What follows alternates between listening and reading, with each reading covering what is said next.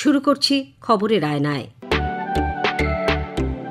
আকাশবাণীর সংবাদ বিভাগের এই সাপ্তাহিক অনুষ্ঠান আপনাদের সামনে উপস্থাপন করবে এমন অনেক কিছু যেগুলি দৈনন্দিন খবরের ভিড়ের মধ্যেও বিশেষ উল্লেখের দাবি রাখে।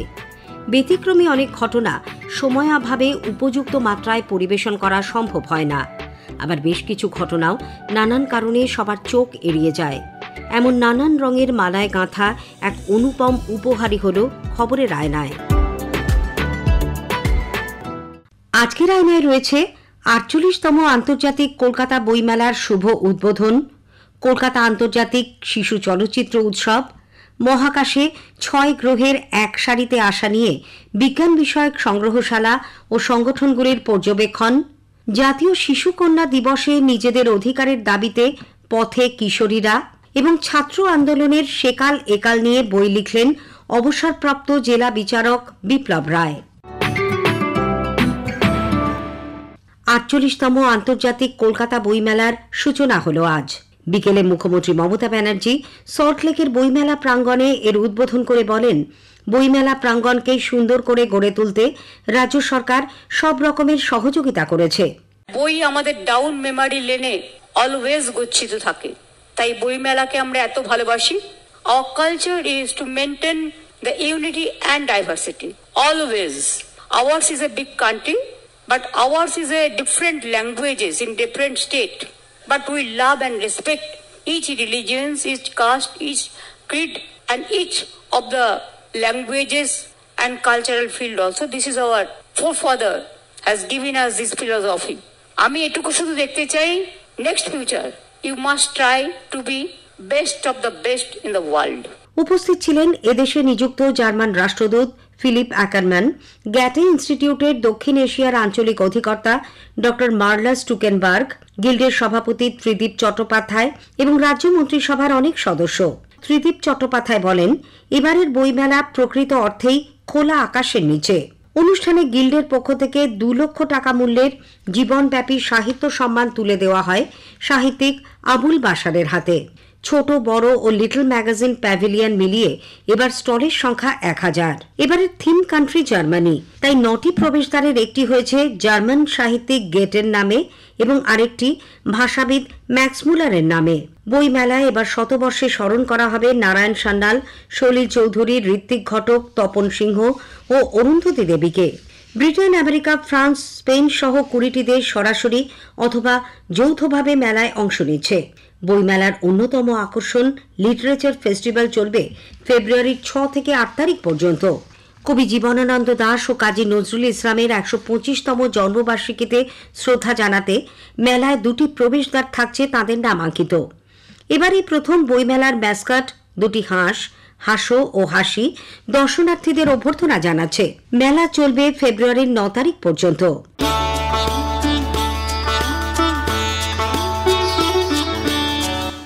একাদশতম কলকাতা আন্তর্জাতিক শিশু চলচ্চিত্র উৎসব শেষ হল।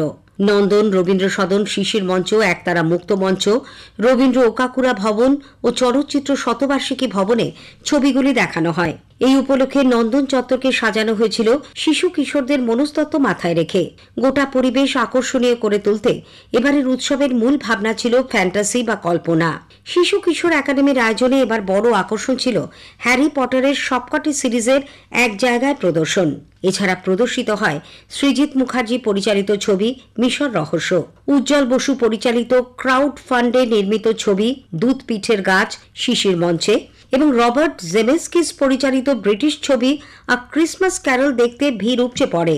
একতারা মুক্ত মঞ্চে চার্লি চ্যাপলিনের বিখ্যাত ছবি দ্য কিড দেখতেও ছোট বড় সকলে একত্রিত হয়েছিলেন। বিশিষ্ট চিত্র পরিচালক গৌতম ঘোষ কলকাতায় এই শিশু চলচ্চিত্র উৎসব আয়োজনের জন্য রাজ্য সরকারের প্রশংসা করে বলেন, শিশু চলচ্চিত্র নির্মাণে প্রযোজকদের আরও এগিয়ে আসা দরকার। Express my heartfelt thanks to the government of West Bengal for supporting this festival for almost a decade, I guess. 11th year edition is this. Well, I don't know, the idea of children and teenagers has completely changed since our time because of technology, of course. The mindset has changed, perception has changed. So I really don't know which one is true children's film. Nowadays, producers, they don't really encourage children's film production because they feel that, the children's film had no market. It's very, very unfortunate. But, that's why I think this festival is very important. That's really very encouraging for children's cinema. And I'm sure that nowadays, because of technology, it has become so handy and user-friendly. Now children will make films on the adult with the cell phone. I'm sure that will have a different perspective and different viewpoint.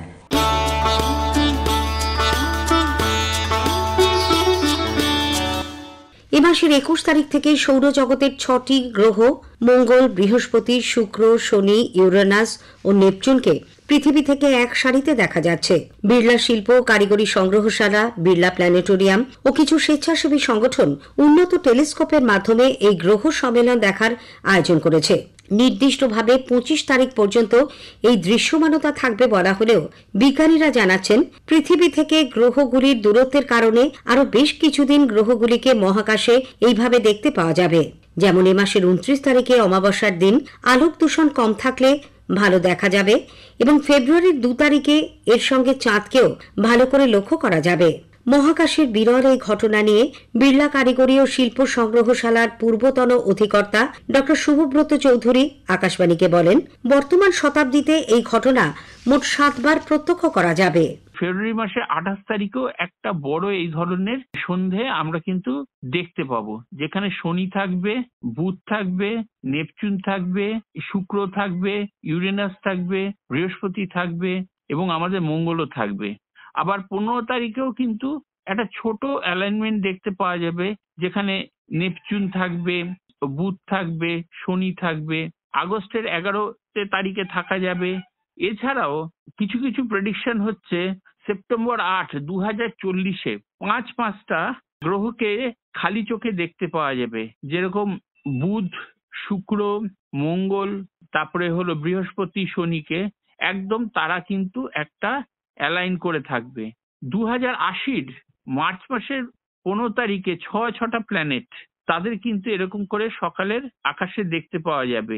২১৬১ সালেও এই ধরনের সমস্ত solar সিস্টেমের সমস্ত planet including আমাদের পৃথিবী এক সাইডে চলে যাবে আর সূর্য থাকবে আরেক সাইডে, এবং এটা কিন্তু ভোরবেলা দেখতে পাওয়া যাবে।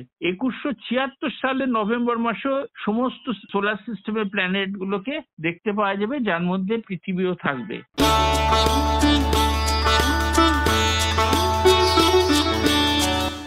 এ মাসের ২৪ তারিখ দেশ জুড়ে উদযাপিত হল জাতীয় শিশু কন্যা দিবস। এই উপলক্ষে এক অভিনব দৃশ্যের সাক্ষী রইল মুর্শিদাবাদবাসী। গ্রামীণ স্কুলে পরিচ্ছন্ন শৌচালয়, ন্যাপকিন ভেন্ডার মেশিন, পরিশ্রুত পানীয় জল, সৌরবাতি, পথঘাট, নিজেদের এইসব অধিকার আদায়ে জেলার ১২০০ কিশোরী ছাত্রী নিজেরাই হাজির হল মুর্শিদাবাদের জেলাশাসক সহ জেলা প্রশাসনের কর্তাদের দপ্তরে দপ্তরে। নিজেদের হকের লড়াইয়ে কিশোরীদের পাশে থাকার অঙ্গীকার আমলাদের। জাতীয় কন্যা শিশু দিবসের এই অভিনব উদযাপন নিয়ে আমাদের জেলা প্রতিনিধি মামুন ফারুকের একটি প্রতিবেদন। শুবে মুর্শিদাবাদ, বাল্যবিবাহ, শিশুশ্রম, কিশোরী মাতৃত্ব এই জেলার নামের সাথেই বরাবর জড়িয়ে। সেই জেলার কিশোরীরা এবার আড় ভেঙে নামল যেন হক আদায়ের লড়াইয়ে। জাতীয় কন্যা শিশু দিবসের অবকাশে প্রান্তিক জেলা মুর্শিদাবাদের ১২০০ কন্যা শিশু লিখিত দাবিপত্র হাতে করে পৌঁছে গেছিল জেলাশাসক, অতিরিক্ত জেলাশাসক, মহকুমা শাসক থেকে ব্লক প্রশাসনের দপ্তরে দপ্তরে। ঝাঁ চকচকে কেবিনে রাঢ়ভূমের কান্দির সরানের লালমাটির ধুলোমাখা পা নিয়ে ঢালাই রাস্তার দাবি জানালো রুবিয়া খাতুন। শহর বহরমপুরের অতিরিক্ত জেলাশাসক উন্নয়নের চেম্বারে তখন নামজাদা ২ বালিকা বিদ্যালয়ের কিশোরীরা জানাচ্ছে ন্যাপকিন ভেন্ডার মেশিনের দাবি। তাদের দাবি নিয়ে সোচ্চার ছিল কিশোরী ছাত্রী নমি ব্যাপারী। অনেক শিশুরা আর্থিক দিক থেকে পড়াশোনা করতে পারে না, তারপরে হচ্ছে আমাদের আরো কারেন্টের বিষয়, তারপরে হচ্ছে আমাদের আরো পরিবেশ দূষণ, এগুলো যাতে পরবর্তীকালে আরও পরিবর্তন হওয়ার জন্য আমরা গেছিলাম। তো কালকে আমরা জেলা শাসককে বললাম দেওয়াল লিখন করে দেওয়া হয়, তাহলে পরবর্তী পরিবেশটা একটু উন্নত হবে। আমি প্রিয়াঙ্কা কর্মকার। ঝুঁকিপূর্ণ শিশু, দুস্থ মেধাবী ছাত্রীদের শিক্ষার সামগ্রী প্রদান ও গ্রন্থাগার নির্মাণ, স্বাস্থ্য বিষয়ক দাবি, কিশোরী ও মায়েদের স্বাস্থ্য পরীক্ষার ব্যবস্থা করা, BMI, অ্যানিমিয়া, ডায়াবেটিস ইত্যাদি বিষয় হেলথ ক্যাম্পের ব্যবস্থা করা। আজ এই দাবিপত্র পেশ করতে পেরে আমরা খুবই খুশি। আশা রাখছি SDO সাহেব এই দাবিপত্রের প্রতি যে দৃষ্টিপাত করবেন। 1200 ছাত্রী, সংখ্যাটা নেহাত কম নয়। আসলে মুর্শিদাবাদের মতো জেলার কিশোরীরা আর মুখচোরা লাজুক নয়। জেলার অতিরিক্ত জেলা শাসক উন্নয়ন চিরন্তন প্রামাণিকের কণ্ঠে শোনা গেল তারই প্রতিধ্বনি। আমাদের প্রত্যেকের কাছেই শিশুরা এসেছেন, শিশুরা তাদের মত বিনিময় করেছেন, তারা কি চাইছেন, আমরা তাদেরকে কি কি পরিষেবা দিতে পারছি বা আমাদের ভবিষ্যতের কি কি কাজ করার ইচ্ছে রয়েছে, এগুলো সম্পর্কে তাদের মধ্যে একটা মত বিনিময় হয়েছে। তারা একদিকে বলেছেন যে ICDS সেন্টারগুলোতে, অর্থাৎ যেখানে শিশু কন্যারা যান, সেখানে যেন প্রত্যেকটা জায়গাতে টয়লেট থাকে, খাবার জলের বন্দোবস্ত থাকে, সেই বিষয়গুলো আমরা এনশিওর করার চেষ্টা করছি। যদি প্রত্যেকটা ICDS সেন্টারে শিশুদের খেলার একটা ছোট জায়গা থাকে, স্পেস থাকে, সেগুলোকে কিভাবে পরিকাঠামোগত উন্নয়ন করা যায়, এটাও তারা প্রপোজালে রেখেছেন। এছাড়াও স্বাস্থ্য বিষয়ক, শিক্ষা বিষয়ক বেশ কিছু প্রপোজাল আমরা সেই সমস্ত বাচ্চাদের কাছ থেকে পেয়েছি। একই সঙ্গে জেলা প্রশাসনের একজন আধিকারিক হিসাবে আমি অতিরিক্ত জেলা শাসক, তাদেরকে আমারও কিছু সিদ্ধান্তের কথা, আমারও কিছু মনের কথা বলেছি, কিভাবে একজন সফল নারী হয়ে ওঠা যায় বা সমাজের যে বিভিন্ন প্রতিবন্ধকতা সেগুলোকে দূর করা যায়। আর্লি ম্যারেজ বা বাল্য বিবাহ যে কতখানি খারাপ এবং সেটা যে কতখানি সমাজের উপরে কুপ্রভাব বিস্তার করে, সেগুলো সম্পর্কে তাদের সঙ্গে আমাদের খোলা মনে আলোচনা হয়েছে।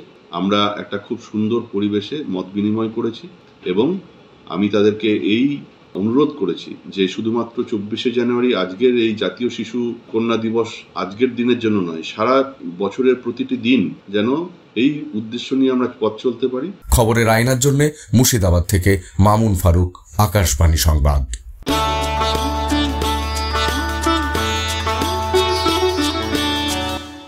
আন্দোলনরত এই সময়ের ছাত্ররা কি জানে ব্রিটিশ ভারতের ছাত্র আন্দোলনের কথা?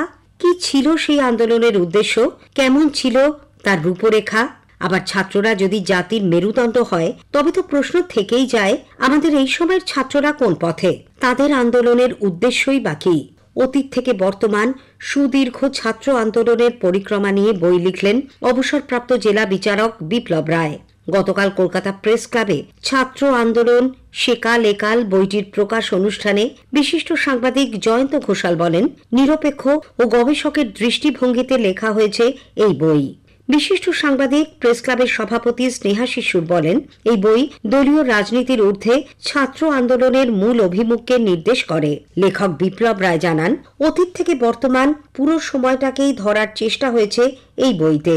বইটি কোনো রাজনৈতিক রং বা দলের পক্ষে নয়, এটা আমার অনুভূতি।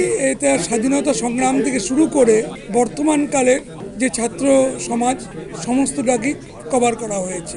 আমি শুধু পাঠকদের এইটুকুন বলবো যে আপনারা বইটি পড়ুন।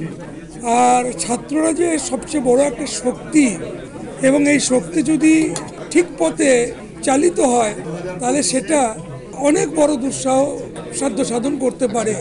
এবং ছাত্ররা যদি সঠিকভাবে গাইড হয়, আন্দোলন যদি সঠিকভাবে দিশা পায়, তাহলে সেটা দেশ গড়ার ক্ষেত্রে সবচেয়ে বড় অগ্রণী ভূমিকা নেবে। আজকের আয়নায় শেষ করার আগে একটা অনুরোধ, আপনাদের কেমন লাগলো এই অনুষ্ঠান ইমেইলে জানান অথবা আকাশবাণী সংবাদের সোশ্যাল মিডিয়া পেজে। সেরা চিঠির উল্লেখ থাকবে প্রেরকের নাম সহ। আজ এই পর্যন্তই। আবার আগামী সপ্তাহে ঠিক এই সময় আকাশবাণীর সংবাদ বিভাগ প্রযোজিত খবরের আয়নায় নিয়ে আসব আপনাদের সামনে। ভাষ্য পাঠে ধৃতি সেন শর্মা, সংকলন ও প্রস্তুতি অভিজিৎ চক্রবর্তী।